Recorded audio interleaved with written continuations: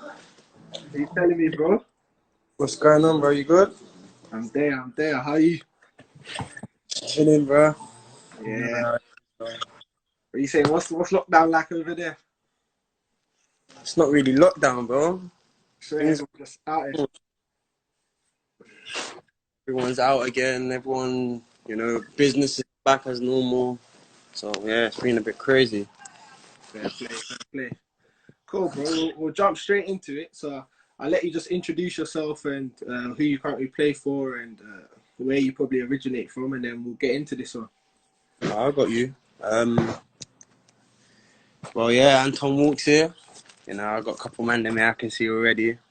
Yeah. But on a serious one, I'm playing for Atlanta United right now, MLS. It's my second time here. I moved here 3 years ago on a loan, which I spent a year here. And now I'm back here permanently. And yeah, man, just one of those things where I'm blessed and fortunate to be back here. Atlanta, the city, crazy.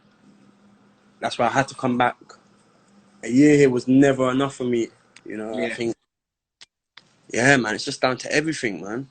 I don't Now, know if... cool. We'll start from the beginning and we'll work our way back up to obviously Atlanta now, innit? So kind of talk to us about what was your sort of first experience with football and how you kind of got into it.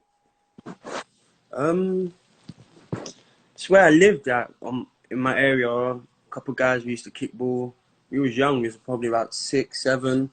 A couple of guys a few years older than me. We used to go up to our local park, Hilly Fields. Literally, I lived down the road, so we'll go from playing football on the block day in, day out to gradually weekends. Weekends came by and then, them little Saturday sessions. Guys were already in teams since they were a few years old. And on a Saturday when you got no school and all your friends are going up the park, you got to go and try and step with them really, because I was the only one, I was the odd one out. So, yeah, stepping up there to play for Hilly Fields around 7 or 8, that's when it really started to get serious, when I realised, yeah, I'm enjoying this. And No, for sure. So yeah, man, talk us through maybe as well your grassroots journey. So the clubs you sort of played for before you first got scouted for Tottenham. Hilly Fields, that was the first one. That I played for 2 different Hilly Fields teams. I played for Hilly Fields Aztecs and then Hilly Field Warriors. So I spent 2 years kind of really developing the most between probably 8 and 9, because we literally just joined the league, so we weren't even playing in them serious leagues at that age, where you got the big boy teams, so call it. So then when I gradually moved over, I moved over to the better team for Hilly Fielders, and a couple of my guys were there. And that's where it kind of got serious, You're playing in them tournaments across London, you're travelling out to Bexley, all of them places. So, yeah, that was that. I've done 2 years there. Moved to, already, but I joined you up at Moonshot. That's where it got fun, man. Especially your uncle, man. Real coach. Good stuff, good knowledge, man. And around that time, I think, so what's that? Ages of 11 to 12, trying out for school districts, making sure, again, bro, you just have to throw as much time in as you can at that age as well. It's weird how much time you actually think about how much you put in. Family dropping me here, there, make sure I get around. Yeah, it's crazy. So Moonshot, with you linking up for a year. And then that's when I kind of realised that, yo, it's time maybe I need to get into academy. Because you see all these guys that you've been balling with, they're going off. You're going to districts now. You're seeing these guys are playing for this team and that. I thought that could odd one out because, for Lewisham District, I think I was one of the only few that weren't playing for our academy at the time. Yeah.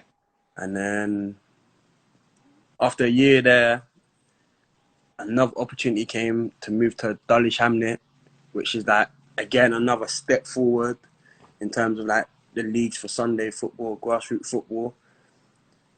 Yeah, man, that's where it kind of got serious, because then you start hearing agents and all these people trying to have a conversation with you, and at 12, 13, you know, you It's think, not what you want to hear, innit? You just want to yeah, concentrate on ball. man, at 12, 13, it's all sounding good. You've got people bugging your parents, and then, you know you're doing good for yourself, and, you're getting their attention, you're hearing big boy clubs, and you're thinking, yeah, man, I'm about to do my thing. So, No, for sure. So yeah, if let's talk about that first initial time where you realised that you got scouted for Tottenham, and then kind of the process and obviously how it went. I'll be honest, Tottenham wasn't even the first club that I went to at that stage. Okay. At that time, I had two trials with Palace, and for some reason, I just couldn't settle there. I couldn't perform. I don't know where it was. I was just unsettled.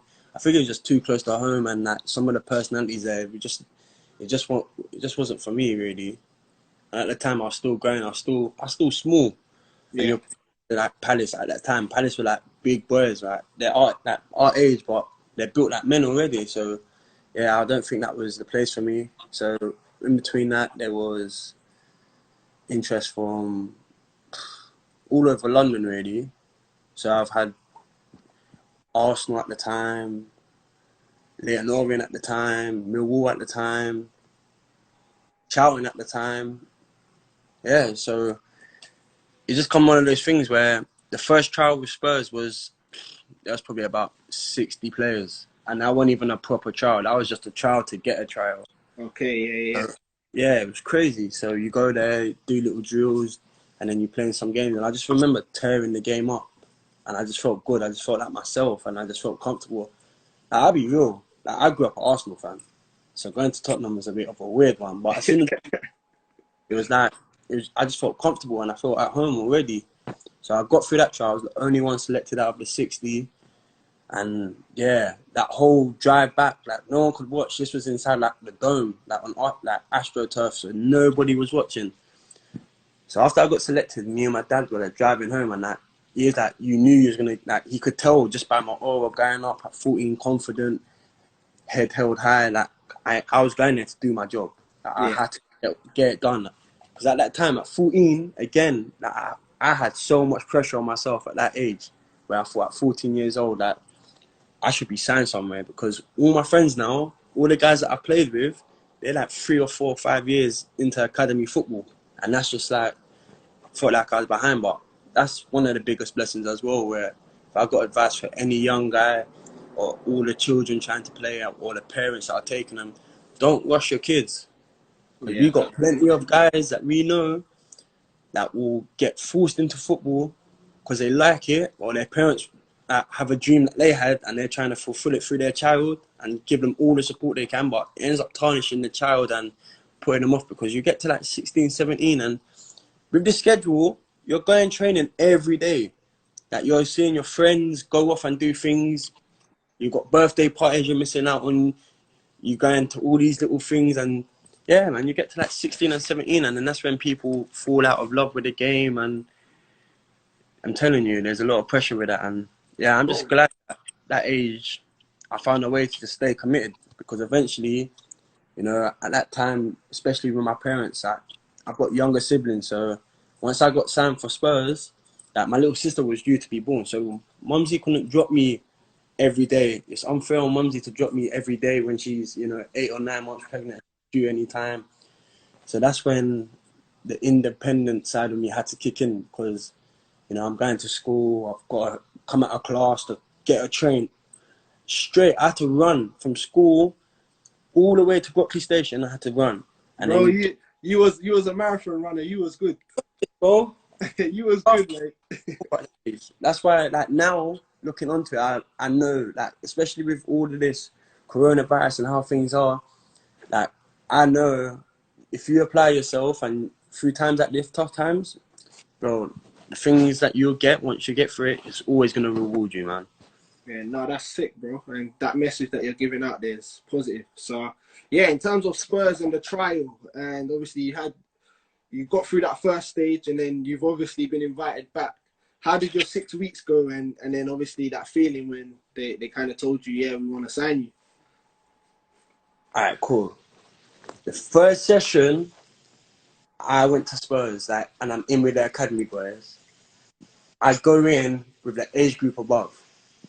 So under 14s, I'm in with the 15s and the 16s. And I'm thinking, wow, like, what the hell am I doing? Like, I've been set up here. I just went from balling at these coaches have seen me. Now I'm here with the big boys and I'm just thrown into the deep end. And then that's when I had to apply myself. It was a bit weird, but yeah, man, all them little things as a child, like, I remember, I'll be honest, I was scared. I was worried. You're seeing these guys, and at the time, like, I'm one of those guys when I was growing up, I was always looking at other people, like, trying to be like them, trying to get, and I'm seeing these kids get dapped up, and I'm just here getting bullied in this session, trying to get signed. But yeah, man, I got lifted as well. That's one thing I realized, cold, like, it's cold, bro. You've got friends in football, don't get me wrong, but it's a dog-eat-dog world, bro. I got lifted up rudely. Like, that in real life, 10-match ban, fine, bro. The coach looked at the guy and was like, good. Because the guy, once you go for it, like, you know how it is. People are trying to take people's jobs, and you see that from a young age. So when guys are coming on trial, I didn't understand it until I actually got signed. Like, guys were giving me the hard shoulder, bro. The whole 6 weeks was hard. Guys weren't talking to me. Guys were like, weren't even passing me the ball. They were gonna, if we're gonna aim for a tackle, he's trying to finish me off. He don't want to see me last. But as soon as I got through that 6 weeks, I don't even think I got to 6 weeks. I think I probably got to about 4 weeks, 3 weeks, and they were like, "Yeah, on a serious note, like, yeah, we're gonna offer you a deal." Like, I don't know where it was. And Yeah, what was that feeling like? Obviously, being the first time that you're in an academy, and like you said, seeing all the people that you grew up with in academies. Was it like a sense of relief that you're in and you're finally signed up somewhere? I'll be real. It was too much of a relief because I remember one of the conversations shortly after being signed was like, "You're taking your foot off the gas here, and you need to think about what you're doing." And that's another thing, 14, you get signed for Tottenham, but you don't play for Tottenham. You feel me? You get the kit, you get the little bag, and then I see it all the time. People got footballer for this place, but you've not played any games yet. You're not on no deal. You're not earning no money. You're not providing for no one. You're not covered by anything. So Yeah, that's one thing where I thought I kind of had to get back to reality because I'm a real down to earth person, and when I saw how life was there, going from grassroots, we used to go to games and get changed on the side of the pitch. We had to sit down on the grass, eat our oranges. I'm going to these places and they're providing me my food, my kits, all of that. Everything's getting sorted. And then, yeah, man, that's one of the biggest reality checks I think I had to do once I got there was actually remember where I came from and what effort I put in to make sure this can last a long time. yeah, bro. And quickly just answer this one because Paul from Team Grassroots, one of my good friends, he put down here, lots of players obviously this month had their retain and release with their clubs. And what would your advice be to any young players that got released? Keep grafting. I think this is a bad time for everyone. Like, it's a crisis. It's hit the world hard, and the worst thing you can do right now, especially with the way outside is looking, is be harsh on yourself. I think all these things are unfortunate, and people didn't even give me no attention, and I got the stiff arm every now and then. But if you keep working, apply yourself, and as hopefully the world starts to come back into place and you've applied yourself, there'll always be space and time for people that work hard and just stay committed, man. I know plenty of people have seen the Jordan documentary, all these things, but if you want to go far in this game, you've got to apply yourself, man. The hardest ones, the guys that always apply themselves, they always go further than everyone else, man. So that's one thing I'll say right now. Don't be too hard on yourself and just make sure you're working off. Love that, bro. And yeah, so back to Spurs, and obviously signed at 14. The next 2 years, you're sort of working for your scholarship. So Yeah. when you get to 16 and you obviously get offered your scholarship, what was that sort of feeling like? Because that's another step in the right direction for you. That was a weird one because I always knew I should have got one. So, you have to sit down, and then at the time as well, I'm hearing my friends are not getting scholars that are ballers. I've seen that ballers not get offered anything. and I'm baffled. If someone ever asked me who's the best 11 you played with, I can name guys which never got offered anything, and they would be in that list. And then, yeah, I got that, and then it was time to properly move home. So I went from training 3 or 4 times a week, doing the trip from South East London to over to Chigwell to Enfield. So moving out of home was another big step, because family to me, it's everything. That's one thing I thought I struggled with, was moving home. But at the same time, moving away made me realise that what I'm actually doing it for and the pressures that come with it. So I had to take up the responsibilities, which, you know, yeah, it was hard work, but everything you sacrifice, there's always a reward with it. So that's a big thing. Definitely, bro. And yeah, in terms of the scholarship years, how do you think they went for you? And coming towards the end, when obviously the pros are starting to be given out, did you feel at the time that you was going to be one of those players that got one, or how in yourself did you feel? And then obviously that feeling of when you did get the pro. Again, I think I worked hard. For 2 years, I worked hard. The first 3-4 months of my scholarship was a shambles. I just remember I felt like nothing was going my way. Like, I thought I was applying myself, but then I had to, again, reality check myself and think that I'm really there's working hard, and then there's really pushing yourself. You can't work. Like, we're all doing the same sessions. We're all doing the same amount of time in the field. But if you're doing the same work as, 19 other guys, you're all gonna end up potentially in the same spot. And then, a couple guys may have this different to you. And yeah, that's when really, once I started to apply myself, because I went from 16. I went to smashing athletics. Cause you know me, bro. I was doing cross countries. I was doing 1,500 meters. I was doing all I can. At 16, just before I signed my scholar, I was potentially on the verge of taking London over with athletics and potentially signing for a professional team. Like, that was crazy, bro. Yeah. So that's when, in my scholar, I had to get that instinct back, because I know myself, and I know that, coaches can give you this work and you can do that. But if I don't really go away somewhere else and do something myself, I know I'm not going to get the most out of myself. That's just how my work ethic is, and I need to get out of my body. But once I figured that out, that's when my scholar kind of turned around, and then started playing games. You're going here, you're playing against these teams, I'm scoring goals and doing all of that. We're playing these games on live TV, and I'm doing my thing, and that's when the confidence really started to kick in, and that was the main side of it as well. Bro, also, it's taking it back a little bit, but maybe talk about your transition, because obviously I know you as a centre mid, a left back, a right back. I know you to be able to play everywhere on the pitch. So maybe talk about how transitioning through different positions might have been able to help your game as well, and get you to where you are, because I think that was a big part of your journey. Yeah, man. I can use both feet, which is crazy. Yeah. You get me? I got both down to the T. I can use my left foot, for certain. If I want to drill a pass, I'm gonna go with my left foot, and I was never left-footed. I didn't put in work until I was about 10 years old on my left foot. I had 2 right feet growing up. So that's the biggest thing which helped me, was being able to play with both feet. Because at the same time, I don't think I would have lasted if I didn't have 2 feet. I probably would have got released, or I wouldn't have played as many games, because I started banging out games, and that was one of the reasons, due to I was versatile.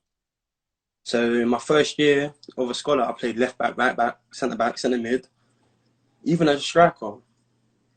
So that was one thing which, I'm very fortunate with. Even up to now, with Atlanta, with Portsmouth when I was there, even when I started to break through at Spurs, well, I was playing all over the place, and it is tough. People get asked me all the time, "What's your favorite position?" Well, my favorite position's on the pitch.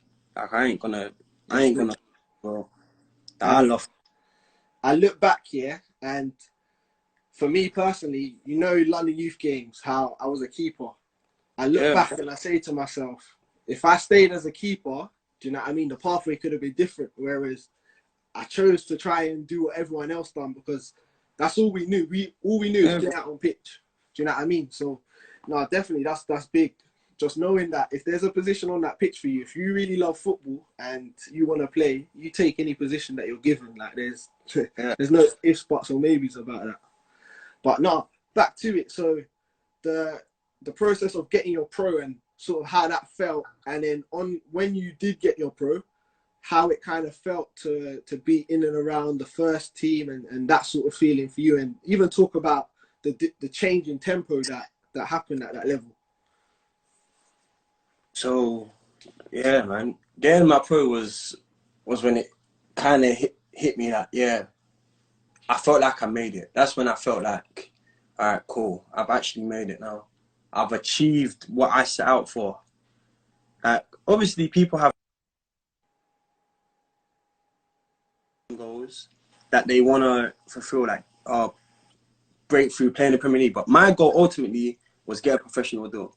So when I done that, I realized, all right, cool. So that's one thing. Like, you've achieved that, Anton. Like, so take the pressure off yourself, all of that to the side. Like, you've done your family proud. So now you can really start to enjoy yourself. Like, without taking the foot off the gas, like, you've done something, so now enjoy it. So the pressure's off of you. So that's when like, you start training with the first team. You're going into reserve games and you're playing against ballers. Like, the amount of ballers we played in these reserve games that are top notch. Like, these guys are world class, and that's where you start to learn and you pick things up. And I think, yeah, man, being in around the first team, the tempo was crazy. So we'll go from sometimes training with reserves to getting thrown into that first team sessions, and that you can't lack. Like, you can't. It's impossible. If you lack, you'll never train with them again. Like, that's just how it is. No matter what your age is, you can't do anything. You can't embarrass yourself. You can't go in there and feel timid. You have to have some confidence, but don't be an idiot. Don't be arrogant. Don't be, too ahead of yourself. Go in there, just work hard. Especially the coaches we had at the time. So, who would it have been? When I started to, I think just before I signed my pro, Andre Villas-Boas was there. Okay, yeah. And that was towards the end, and then Tim Sherwood took over, and then that's when Pochettino came, and that's when things changed. Like, the whole concept of how football looked in them sessions, just being on the outside, you could see sometimes from where we sat upstairs after our sessions, we could see them training, and that the way he had changed football, like his style, you had to be fit. So we're like 18, 17, going and running with like grown guys. And like I said, you can't lack. If you're doing box to boxes with these guys and they want to run fast, you run fast too. You can't be the last one. And that's like the crazy thing is that survive. It's a survival thing, bro.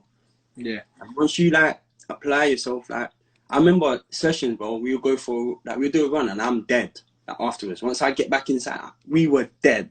But you had to do it. Like, if you want to get through to this stage, like, you're doing the running, even though like people watching, you have to play it off like you're trying to run. But like, I'm ready to.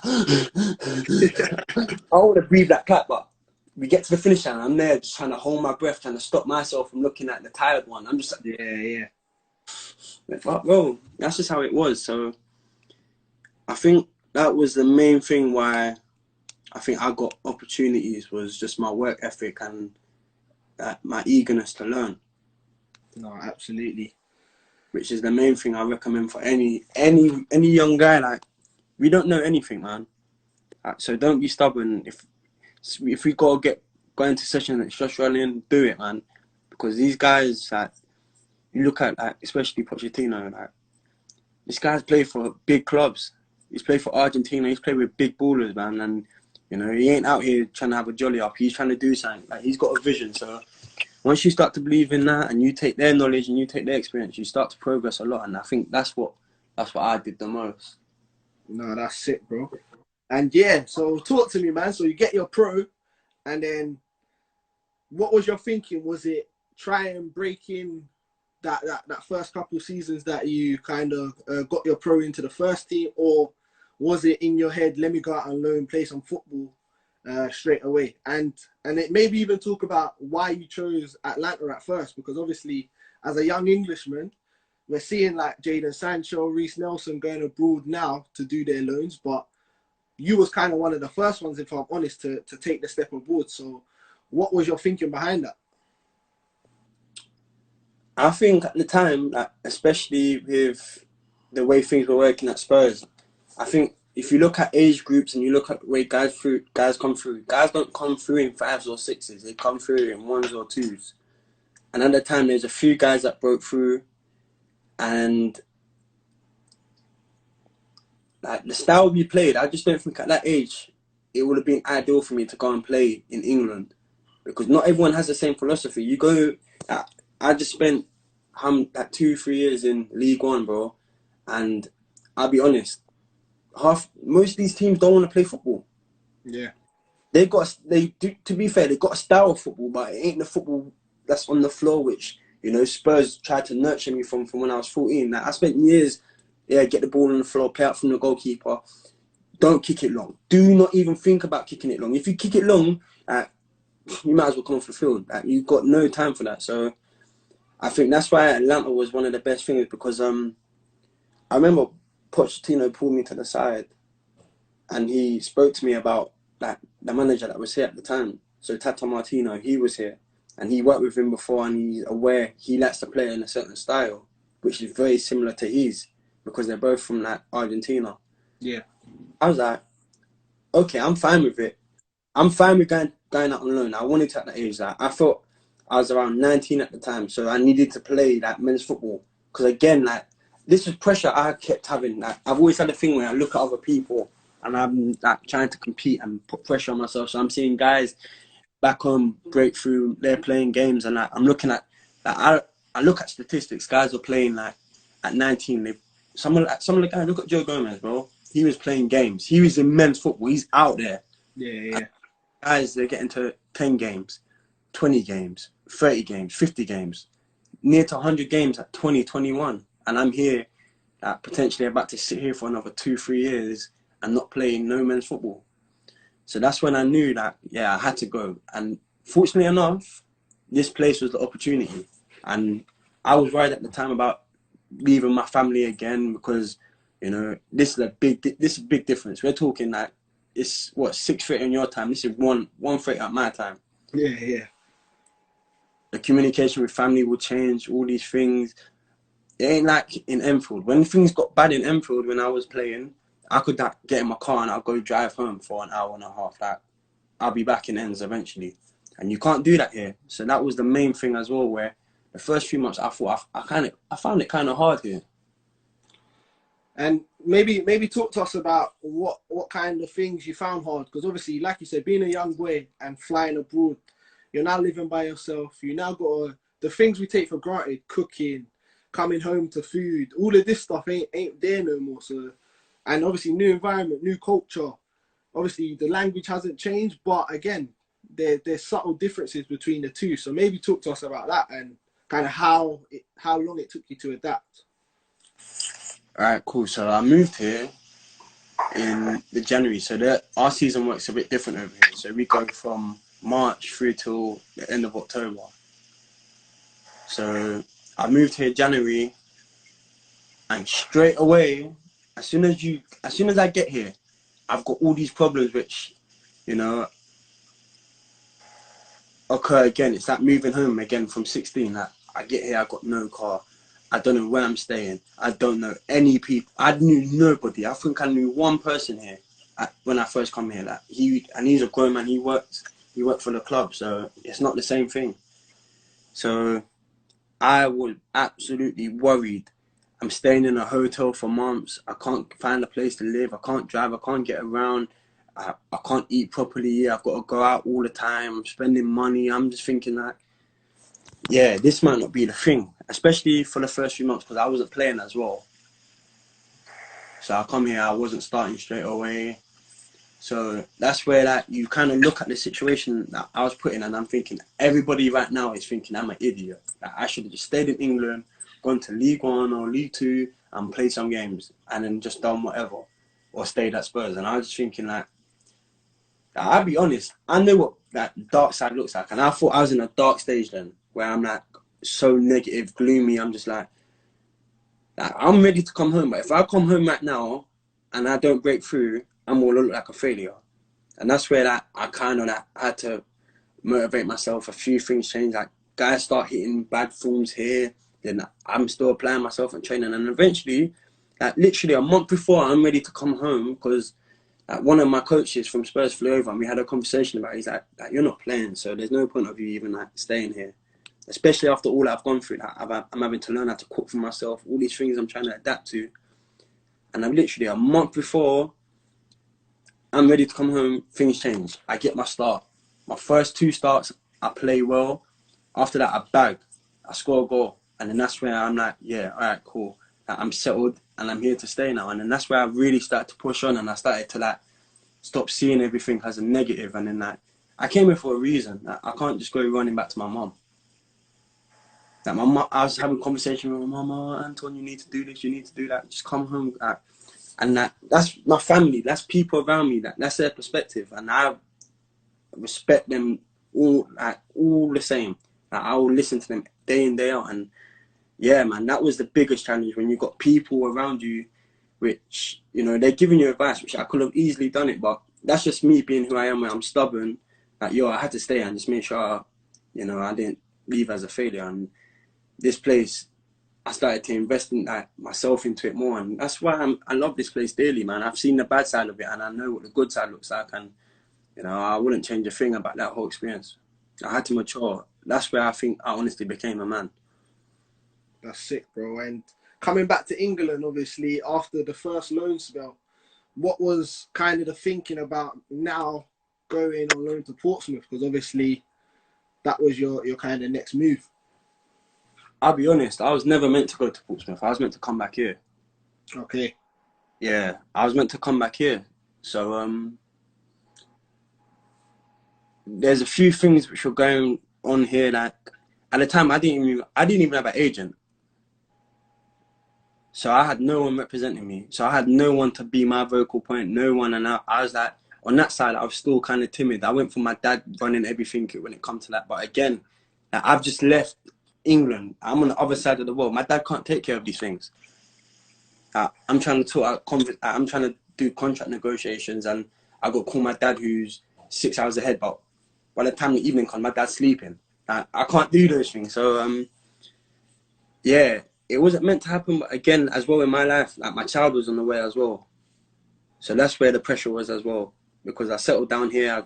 I had a child on the way, and I kind of had to prioritize my personal life over my football. Yeah. Which I will not change. I don't regret it, but it was 100% worth it, man. Because making sure I had a home for my child at the time, instead of like potentially coming back here for another year on loan, I don't think it would have been worth it. So unless I had somewhere guaranteed where I was going to be settled and I could settle down, yeah. So I've gone there for 6 months, and even on the way there, I'm thinking that why can't my phone just ring right now and I get some news say that you don't even have to go. Because it wasn't even a choice where I was pressured by like Spurs to go out on loan, or even here at Calanta, they didn't want me to go. Like they said, like if you go for 6 months, it's gonna like stall things even longer. Yeah. But again, personal life, like I had to do it, and I didn't want to risk sitting down at Spurs and not playing any games. So I just saw it as an experience where I can go, you know, from January to the end of the season, play 20 odd games, and like just see how it goes. Especially with Portsmouth, they're a big club. So I wanted to hopefully like push for a promotion or something like that, and just see, man. Because that's another thing people ask me about here. The reason what took me so long to come back to here was growing up, I never saw my career in MLS. Like I started watching MLS when I see Thierry Henry come here. Like that was my idol. As soon as I see him come here, I was like, raw. Like there's a chance that one day I want to go there and hopefully play with him or play against him. But again, that's why I spent time in England, because, you know, growing up from 8 years old, 9 years old, I never knew what this place was. I never knew what MLS looked like. I wanted to play in England, so to achieve that as well and do that was a big thing. So that's why I settled as well. No, sick. And yeah, so you go on loan to Portsmouth, and then you eventually sign a deal there. So was it that initial loan spell that kind of attracted you back to the club? What was the thinking behind now leaving Spurs on a full-time basis to go there? I was back home. Portsmouth, down the bottom of the country, but it ain't too far from London. Like, you can another hour and 40-minute drive. So I was close to family. My child's on the way. Everything seemed perfect. I thought at the time, my first 18 games or whatever, so for Portsmouth were going fantastic, and then I got injured, and then we didn't go up. So that was another thing. Again, my mentality was that to go to Portsmouth, and we have to get promoted. And like again, all these like things happen, where injuries, like me not applying myself in the right way, like kind of just backtrack you. And it, like for months, like when things were going wrong, again, I just wanted to think about like coming back here. And I thought, oh my God, people like again are gonna say, why have you done this to yourself? So it was me again worrying about what other people thought. So playing there was unreal because like I played there, like we ended up going to Wembley and winning. Like, that's a lifelong. I've dreamt of that since I was a child. That I've achieved something again, which you couldn't, you know. Talk about that, because obviously that's a big high in your career. Obviously getting promoted with Portsmouth, and did you not score at Wembley as well? I didn't score at Wembley. I almost bagged though. Yeah, I almost bagged. But yeah, how was that experience for you? Obviously playing at Wembley and then getting promoted with Portsmouth. No, we didn't get promoted. We just won. Won. So that's the one thing in which, unfortunately, I didn't get to achieve was promotion. But playing there was everything I thought it would be, because I didn't go to Wembley much. I only went to Wembley once or twice to watch a Spurs game. So I never really took much interest in. Well, I didn't get the opportunity to go to Wembley or go and see a final as a child. So you know, you get there, you see that big arch, and that you're just looking around thinking, wow, like you're just shocked. Then you go inside, you see the pitch, like you see England play here, you see all the Chelsea, Man City, all these big ballers, that's like the feel of football to me. Like you have to get there. If you get there, then you've done something right. Yeah. Like you're playing in front of all these people, and the thing is, as well, that our final landed on a Mother's Day, which like I know I couldn't get any better feeling than winning in front of my mom on Mother's Day. Like, I took my shirt off and gave it straight to her. I said, you ain't getting nothing else, man. Like, you gotta be happy. For real, bro. I got a medal around my neck, and take the shirt, man. For real, that it was just unreal. It went by so quick as well. That's one thing. Yeah. Like, it went by so quick. And yeah, so obviously Portsmouth, what was because that first loan spell was so successful and you enjoyed yourself so much that it kind of made sense? Or was it because family's now settled a bit, my child's already born, and what was kind of the thinking about now going back to Atlanta full time? Everything played a part into it. I think I knew I always wanted to come back here, but for the whole time I was at Pompey, I absolutely like Pompey, man. Like, they're a great club, big club. They've done a great things to turn the club around. They're heading in the right direction. But ultimately, I always wanted to be back here. Like, as soon as things went right here, like I said, man, I invested so much into like the city, like enjoying myself, life, and like I said, I become a man here. And once I figured like this is the place I needed to be, I knew I had to get back there. And I felt like the longer I was staying in England, it was just going wrong because I didn't want to be there. Yeah. The opportunity really started to come through, and like I'm starting to like negotiate coming back here. That's when everything else, like I said, plays a part. My family settled, my kid can like travel, like she's the right age. I can take her right now and it won't affect her. She's only young, and it was perfect, man. I had to. And some places you don't say no to, and this is a place you don't say no to. Like, all the guys always ask me back home, like MLS, like, what's it like? It's far, all of that. Well, MLS is hard. It's a hard league, man. I didn't get to play Premier League. I didn't get to play Championship, but I know from playing in League One, like, League One's competitive. Don't get me wrong, It's very competitive. But championship is probably the equivalent, and Premier League, because some of the ballers in this league are they're mad. They are mad. They're mad. There's mad ballers in this league. And another thing is that a lot of more clubs have philosophies here which is proper football based. That they want a style where they're keeping the ball on the ground and that they're going after teams. Yeah. And that's what yeah, man. That's where I knew I had to get back to being myself ultimately, because I don't think I was allowed to be myself back in England. Fair play, bro. And like I said, being honest. But yeah, in terms of obviously the future and going forwards, obviously your season, like you said, is a bit different. So has football started back over there, number one? And then two, what are kind of your goals? What do you want to sort of achieve in the near future with Atlanta? Well, we're back training now. We've got small groups of about 8 or 9, and we go in at different times, probably about an hour and a half window. So we go in, we do our individual sessions. You have to walk in, face mask on, gloves on, get your temperature checked, and you just break off. Like, you take half a pitch to yourself, and they've got good sessions set up, man. That's one thing. Like, the staff, they've done fantastic. They've set up sessions where you've got mannequins, bounce balls, mini goals, and that you just do your own thing. They set up with little instructions, and yeah, man, it's been going well. We've been doing that for about 2 weeks now. We haven't started combining with each other, but you know, it's slowly heading in the right direction. So no, that's been big here. Another thing, the season's due to probably potentially open up soon, from what I'm reading, because there's been a lot of news going out. So I'm down with it, obviously with safety precautions and all of that. Hopefully things will line up good. But again, while I was away, because I'll be real, like, this place, like, I absolutely loved it. I ended up becoming a fan of this club. Like, I was sat at home watching their games, and while I was away, they won trophies. That while I was gone, in the 2 years I was gone, they won multiple trophies. And now that's what my goal is, man.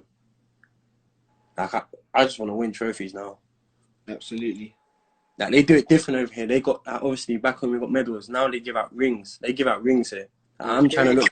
I want to look like Jordan. You say you want the hands filled. I want to look like Jordan, bro. I want to look like Thanos with them. But yeah, bro. Also, let me ask you some of these sorts of questions. So, in terms of, you said Thierry Henry was your idol growing up, but that's on the pitch. Who off the pitch were the sort of people you kind of were inspired by? My friends, man. I've got good friends. Like, my group, like, you see me, bro. Like, you know this. You know, you see me around people, bro. I'm not one of them guys that will associate myself with idiots, man. Yeah. No. Like, I can be an idiot myself. Like, I'll be real. Like, I made mistakes. I'm not perfect. But the guys I got around me, in my eyes, they're perfect, man. Like, they're perfect. And that's the best thing, because I always look around the people around me and, like, I get motivation from them, regardless of where it is, man. I could call one of my boys right now, he's doing sit-ups, bro. I got to go do sit-ups, bro. I want to be... Come on, man. Like, what do you think this is? It's just the energies we got, bro. And I think that's the main thing which helps me progress as well, is that the people you got around you, and family. Family and the people you got around you that you put into it, bro. No, that's the main thing. That's proper big, bro. And you know what? I'll be real with you. The people, obviously, I see you from the outside looking in. The people that you surround yourself with have all been people that have been there from the start. Do you know what I mean? Like, so that's really good to see that. Do you know what I mean? That being this professional hasn't sort of changed you like it can do to certain people. So no, respect on that, bro. But yeah, in terms of, we'll finish with this. I know you've said a lot of advice throughout, but if one message you could give back to obviously everyone watching, what would it kind of be? Maybe a bit of advice for any young footballers that are coming up. I know you've said a bit earlier, but something just to finish on with a high, man. I'll just say keep working hard, man. You can't be tough on yourself when you're trying to get through this game. Like I said, I did pressure on myself by looking at other people, and I was worried, and I was kind of tarnishing myself by trying to live by how they're living, they're breaking through. I'm not, and that's the main thing. Don't look at what's going on the other side. Just stay in your lane and work hard.